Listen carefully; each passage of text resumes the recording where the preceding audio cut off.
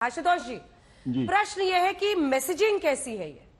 मैं ईडी के सवालों का जवाब देने नहीं जाऊंगा, मैं पेशी में जवाब देने नहीं जाऊंगा, मुझे ईडी लिस्ट भेजे सवालों का, मुझे ईडी बताए ईडी के समन में ही तकनीकी खराबी है। क्या ये मैसेजिंग सही है एक ऐसे व्यक्ति के लिए जिसने भ्रष्टाचार के अनेकों आरोप अनेकों नेताओं पर लगाए? आज जब ऐसे ही आरोप उन पर लग रहे हैं तो कानूनी प्रक्रिया से ही तो पाक साफ होकर निकला जा सकता है, या फिर वाकई इसमें साजिश है? देखिए अंजना, आपके सवाल के दो पहलू हैं। पहला पहलू तो यह है कि क्या अरविंद केजरीवाल को सम्मन्स का सम्मान करना चाहिए या नहीं करना चाहिए, और दूसरा जो इन्फोर्समेंट डायरेक्टरेट नाम की एजेंसी है वो किस तरीके से काम कर रही है। जहां तक मेरा अपना मानना है कि अरविंद केजरीवाल को पहले समन में ही ईडी के सामने पेश हो जाना चाहिए था और वहां जाके जो भी पक्ष हो अपना पक्ष रखना चाहिए था, और अगर ईडी को गिरफ्तार करती है तो सहज तौर पर अपनी गिरफ्तारी भी देनी चाहिए थी। क्योंकि अरविंद केजरीवाल जब ईडी के समन्स का सम्मान नहीं करते हैं तो उनका पास्ट उनको आके हॉन्ट करता है, क्योंकि उन्होंने ही वो सारी शर्तें वो सारे पैरामीटर्स तय किए थे। और आज की तारीख में ये इंप्रेशन राजनीतिक तौर पर गलत जाता है कि आप जांच से भाग रहे हैं। ये आम आदमी पार्टी के लिए बिल्कुल ठीक नहीं है, कांग्रेस और दूसरी पॉलिटिकल पार्टीज के लिए होता तो बात बिल्कुल अलग होती। अब इसका दूसरा पहलू है। दूसरा पहलू इस बात को लेकर यह कि बड़ी बिजार स्थिति है। आज की तारीख में देश के दो मुख्यमंत्रियों के ऊपर गिरफ्तारी की तलवार लटक रही है। झारखंड के मुख्यमंत्री हेमंत सोरेन 7 बार समन उनको दिया जा चुका है और 3 बार समन अरविंद केजरीवाल को दिया जा चुका है। चुनाव 3 महीने दूर है। तो यह एक गंभीर सवाल खड़ा कर देता है कि आखिर एनफोर्समेंट डायरेक्टरेट इतनी इस स्थिति में कैसी है। जहां तक एनफोर्समेंट डायरेक्टरेट का प्रश्न है, आज की तारीख में आप किसी भी बच्चे से पूछ लीजिएगा जो थोड़ा बहुत भी राजनीतिक जानकारी रहता है, वो आंख बंद करके आपको कहेगा एनफोर्समेंट डायरेक्टर आज की तारीख में भारतीय जनता पार्टी का एक्सटेंशन काउंटर हो गया है। वहां के जो तमाम अधिकारी लोग हैं वो भारतीय जनता पार्टी के कार्यकर्ता की तरीके से बिहेव कर रहे हैं और उनको ऊपर से इंस्ट्रक्शंस आते हैं और वो उसी हिसाब से काम करते हैं। इसमें किसी तरीके से बिना लाग लपेट के कहने मुझे किसी तरीके की कोई दिक्कत नहीं। ऐसा हो ही नहीं सकता कि 95% केसेस जो हैं वो सिर्फ और सिर्फ विपक्षी नेताओं के हैं। जैसे जैसे चुनाव नजदीक आते हैं, विधानसभा के चुनाव नजदीक आए तो आपने देखा कि अशोक गहलोत के बेटे को बुलाया जा रहा है। वहां कांग्रेस पार्टी के जो प्रेसिडेंट है डोटासरा उनको बुलाया जा रहा है।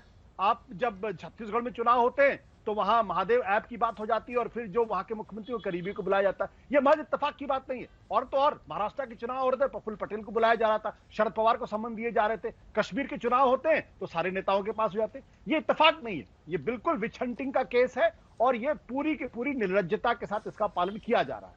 ठीक है, गौरव भाटिया जी जवाब दीजिए।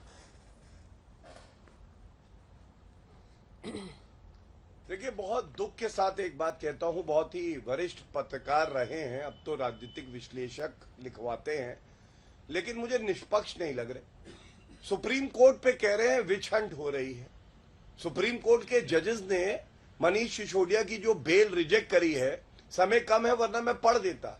उन्होंने बात करी मनी ट्रेल की, उन्होंने बात करी 350 करोड़ रुपए का घाटा वित्त कोष को हुआ है, और यहां बैठ के विच हंट की बात कर रहे हैं। भजन लाल का एक केस है, आशुतोष जी पढ़ते लिखते हैं आप, कभी कभी थोड़ा पढ़िएगा। राजनीतिक द्वेष से अगर कोई मामला होता है ना तो आप न्यायालय जाके उसको निरस्त करा सकते हैं। आप जैसा पत्रकार जो कहता है अपने आप को, कम से कम ये बात यहां रखता कि भाई कोर्ट क्यों नहीं जाते अरविंद केजरीवाल, मनीष सिसोदिया, संजय सिंह, विजय नायर को बेल क्यों नहीं मिल रही, ये सवाल बड़ा है। दूसरी बात, जब ये कहते हैं अंजना जी चुनाव पास है, तो क्या आप कहना ये चाह रहे हैं कि चुनाव पास हो तो ईडी जो है वो अपना काम ना करे, सीबीआई अपना काम ना करे?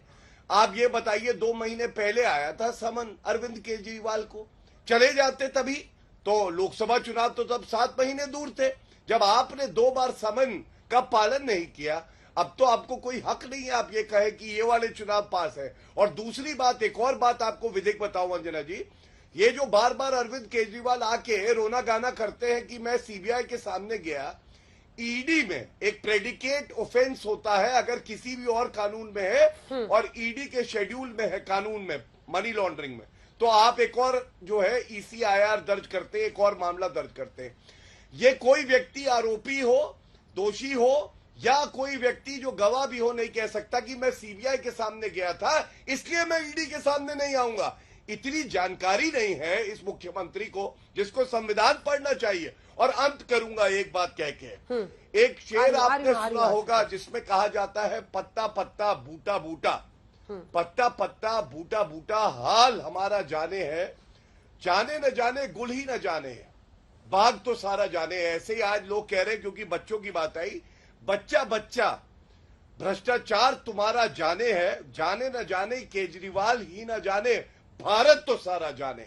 भारत जानता है कि केजरीवाल से बड़ा कट्टर बेईमान, भ्रष्टाचारी, पापी कोई पैदा नहीं हुआ है, और इसीलिए उसको न्यायालय से उनके पार्टी के जो नेता है बेल। ठीक है आशुतोष को एक पॉइंट, आशुतोष जी अपना पॉइंट जल्दी से बोले। आशुतोष नहीं, मैं गौरव भाटिया को मानता हूं कि ये सीनियर वकील हैं और शायद इनको इस बात की जानकारी नहीं कि Vijay Madan Lal Chaudhary versus union of India का जो जजमेंट जुलाई 2022 में डिलीवर किया गया था, Supreme Court rarest of rare cases में अपने केस को रिव्यू करती है। सुप्रीम कोर्ट ने तय किया है कि पीएमएलए के मामले में जो केस था उसको रिव्यू करेगी। इसका मतलब क्या है कि जो जस्टिस खानविलकर, जस्टिस कुमार और जस्टिस माहेश्वरी के रिव्यू हो गया आशुतोष जी, रिव्यू हो गया। गौरव भाटिया, मैं तो ये नहीं कह रहा हूं हाल हमारा जाने हैं।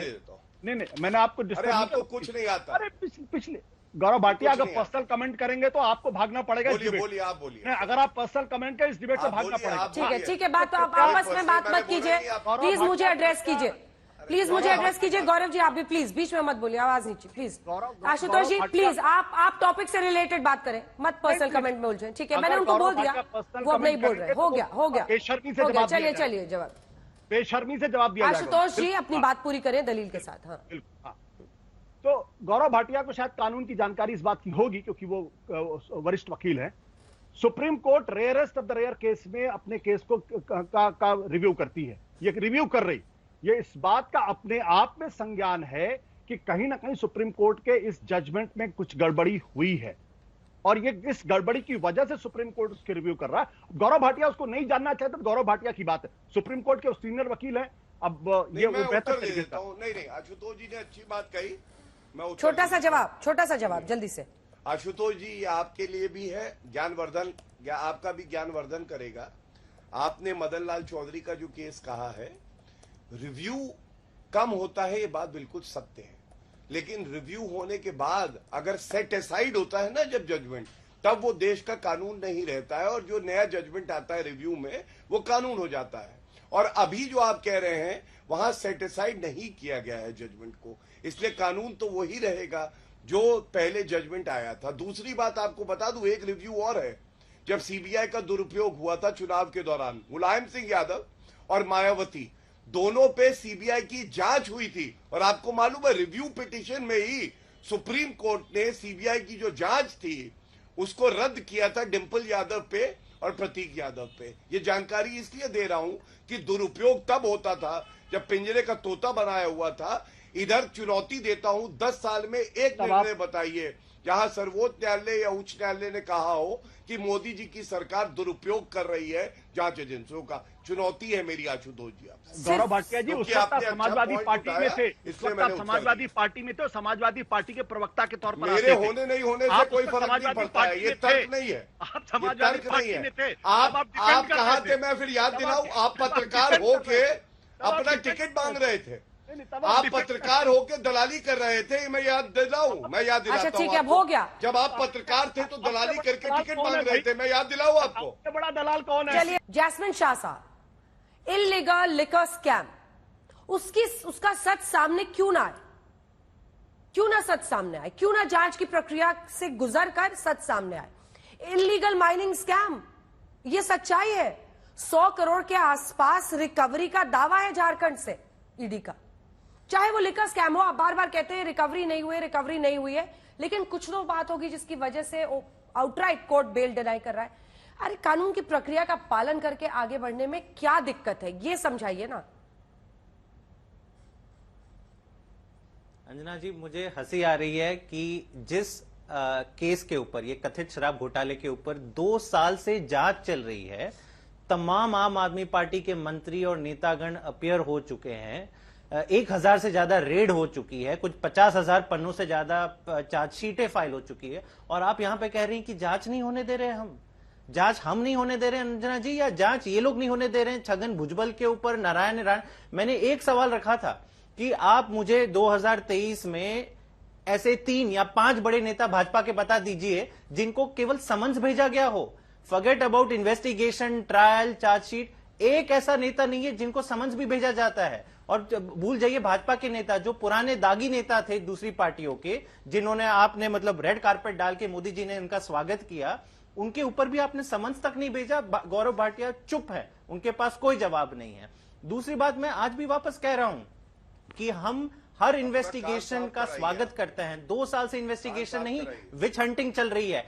1 रुपए तक की अगर रिकवरी नहीं हुई तो ये फैक्ट है अंजना जी, इसको हल्के नहीं लिया जाए। इनके जो बड़े बड़े नेता है उनके जो एविडेंसेस हैं, पैसे कलेक्ट हुए हैं, स्टिंग वीडियोस हैं, अक्यूजेस ने उनके नाम दिए, लेकिन वहां तो कोई इन्वेस्टिगेशन नहीं हो रही। तो मतलब ये साफ है कि आपको केवल और केवल एक अपना पॉलिटिकल पर्पस सर्व करना है, अरविंद केजरीवाल और आम आदमी पार्टी को खत्म करना है। अगर आज मोदी जी किसी नेता से डरते हैं वो अरविंद केजरीवाल जी से हैं, और इसलिए आज हम देख रहे थे कि अंतिम में आपने बेल का सवाल उठाया अंजना जी, ये अहम सवाल है।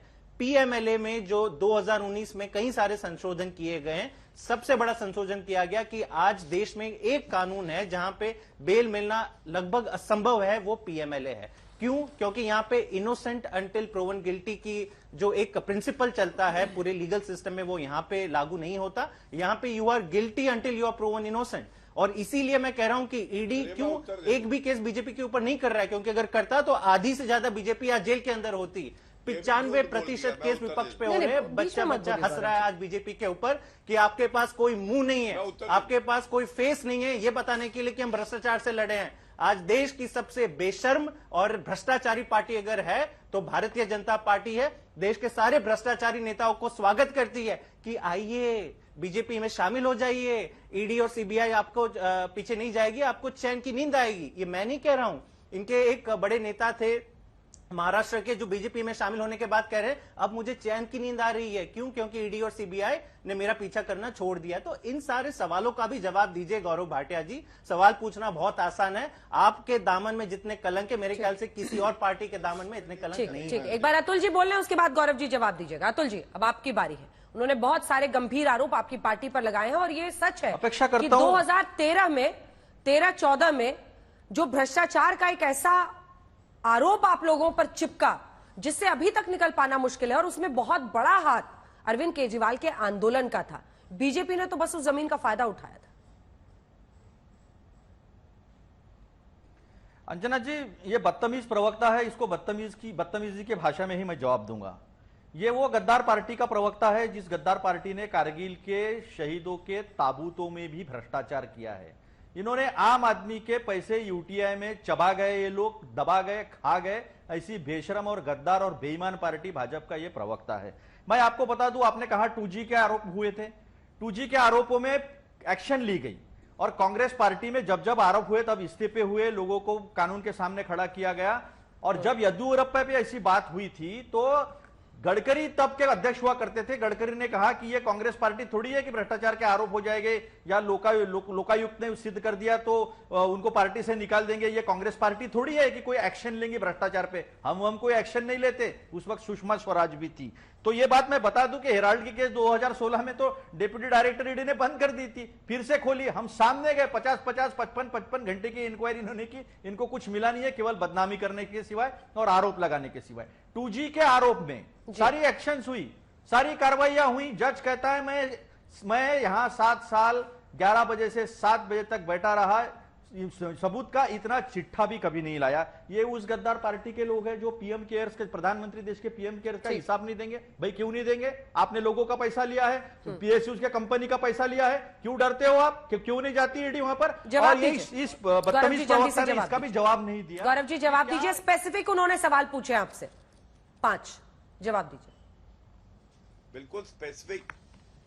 मैं समझता हूं मैं ही अकेला प्रवक्ता हूं, छोटा जवाब, टाइम कम है थोड़ा। जवाब हर प्रश्न का दे रहा हूं। धन्यवाद, मैं प्रयास करूंगा। सबसे पहले एक आप बेल नहीं होती है, आपको मालूम है। देखिए, सुप्रीम कोर्ट का एक मैं ऑर्डर लेके बैठा हूं, पीएमएलए में बेल हुई है, लेकिन भ्रष्टाचारी कौन है? पी चिदम्बरम, कांग्रेस पार्टी के, बेल हुई है। और ऐसे तमाम मुकदमे हैं, मैं पूरी लिस्ट गिनवा देता, बट क्योंकि समय कम है इसलिए नहीं गिनवा रहा। जैसे अरविंद केजरीवाल हैं भ्रष्टाचारी, उनके वकील भी लग रहा है ठीक सलाह नहीं दे रहे। वो भी चाहते हैं अरविंद केजरीवाल अंदर जाएं, वरना न्यायालय जाते और निरस्त कराते। दूसरी बात, सुप्रीम कोर्ट ने मनीष सिसोदिया की बेल रिजेक्ट करते हुए क्या कहा? इन्होंने कहा 1 रुपया नहीं मिला। हाँ। अरे आजकल टेक्नोलॉजी का जमाना है, लेकिन सुप्रीम कोर्ट ने ये कहा कि रुपया कहाँ गया? 7% जो कमीशन बढ़ाई है एक्सेस, 338 करोड़ रुपए का लगता है कि प्रथम दृष्टया स्कैम हुआ है। हाँ, लेकिन दृष्टया क्योंकि ईडी को बताना तो होगा ही कि आखिर वो पैसा कहाँ गया। बहरहाल यहीं पर हमें बहस का अंत करना पड़ेगा, इसलिए मैं रोक रही हूँ आप सभी को। बहुत धन्यवाद।